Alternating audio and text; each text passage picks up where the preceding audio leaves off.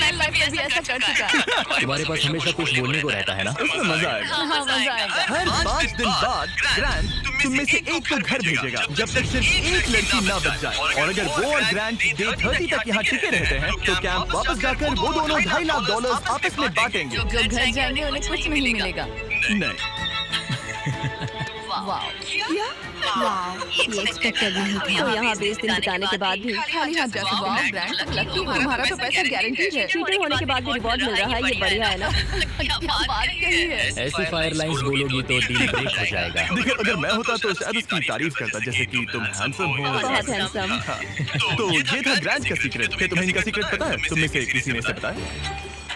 मुझे नहीं पता इनका सीक्रेट क्या है। तुमने मेरे कंधों पर काफी भारी बोझ डाल दिया है। ये सारी लड़कियां यहाँ कुछ पाने आई हैं और अब मुझे वो उनसे छीनना पड़ेगा और ये फैसला आसान नहीं है। ओके लेडीज, अब मंच तुम्हारा है। हाँ, अब हम यहाँ तक आ ही गए हैं तो मुझे नहीं लगता कि हमें से कोई गिव अप करेगा। मैं यहाँ रुकने या भीख मांगने नहीं आई हूँ। हम सबके यहाँ होने की कोई वजह है।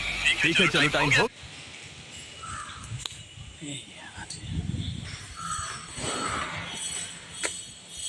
क्या है? जल्दी करो, ग्रैंड, वो हैमर उठाओ और इन 5 हाथ में से एक को चुनो जिसे तुम्हें तोड़ना है।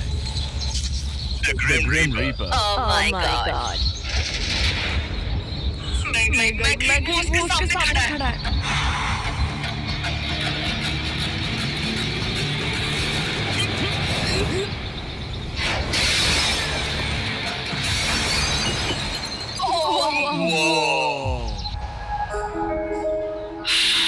तो ग्रैंड बताओ, तुमने इन्हीं को एलिमिनेट करने का फैसला क्यों लिया? मैं पहले बस सोच रहा था जब तक तुमने वो स्टेटमेंट नहीं दिया। चीटर होने के बाद भी रिवॉर्ड मिल रहा है, ये बढ़िया है ना?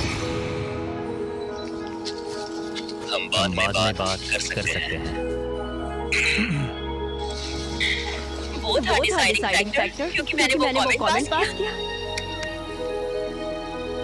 काश मैं यहाँ ही ना होती।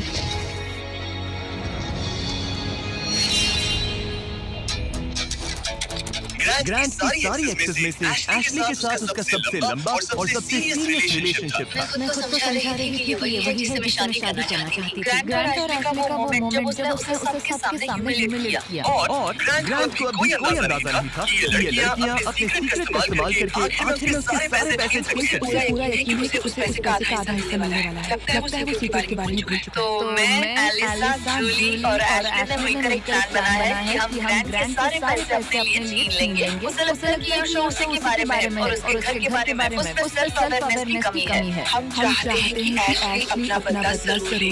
मेरा गोल है मैं अंत तक रहूं और उससे सारे पैसे छीन लूं। और उनके प्लान का पहला हिस्सा था ग्रैंड को एशली के लिए गिल्टी फील करवाना। ये सच में अच्छा आइडिया है। हे एशली, क्या हम दोनों बात कर सकते हैं? मुझे एक मिनट रेडी हो जाओ तो बाहर आकर मुझसे बात कर लेना। अगला स्टेप है प्रोजेक्ट मैनिपुलेशन।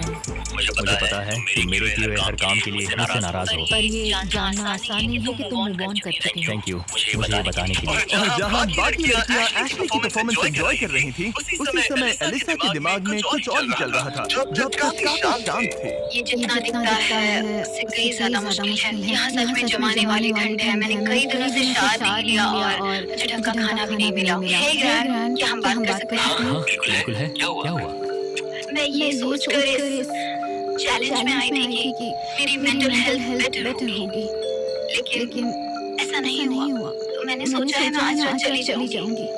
आज रात? यहाँ बहुत ठंड है। गंदगी और कीड़े मकोड़े भी। चाहिए। और एलिसा के जाने के बाद ग्रैंड ने लड़कियों के एक्सपीरियंस को थोड़ा बेहतर बनाने की कोशिश की। जंगल के प्रिंसेस लैंड में स्वागत है। ये सब कॉफी के लिए उठेंगी? मुझे क्रीम नहीं चाहिए। मैं इनके लिए ब्रेकफास्ट बनाऊंगा। अरे नहीं। ग्रैंड ने कहा कि वो हमें प्रिंसेस ट्रीटमेंट देगा। और साफ करूं तो तुम सबको अच्छा लगेगा। शायद मैं हमारे लिए कुछ और भी बना सकूं। अच्छा तो एक बना सकते हो जिस पर हम आगे पीछे झूल सके। ओके मुझे थोड़ा क्रिएटिव होने दो, कुछ तो सोचूंगा। Thank you.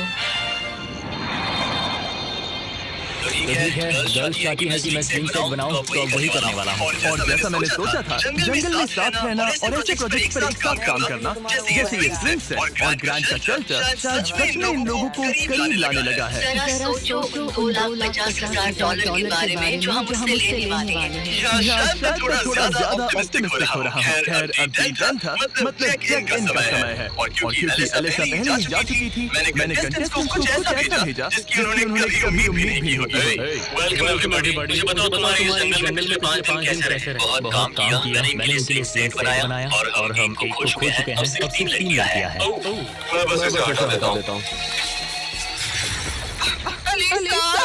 खैर, ग्रैंड तुम्हारे लिए अनफॉर्चुनेटली आज रात फिर से एक मुश्किल फैसला लेना है। तुम्हें इन लड़कियों में से किसी एक को चुनना होगा जो तुम्हारे साथ एक लग्जरी कैबिन में रात बिताएगी, जिसमें है एक मखसूस शावर, हॉट टब, पूरा लग्जरी सेटअप है। ओह मैं ठीक हूँ, मैं नहीं जाऊँगी। मुझे लगता Thank you guys so much. लगता है तुम लोगों को इस कैबिन में जरा भी इंटरेस्ट नहीं था।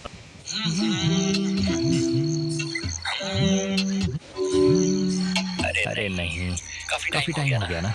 ग्रैंड ने जो सॉन्ग तुम्हें कैबिन में बुलाना पॉइंटलेस था, क्या तुम्हें सच में हमारे कर रहे थे, लेकिन करें तो शायद वो एशली को एंड तक रखने का सोच ले। ग्रैंड, हाँ, मैं आज सुबह यहाँ आई। मैंने एकदम प्यार से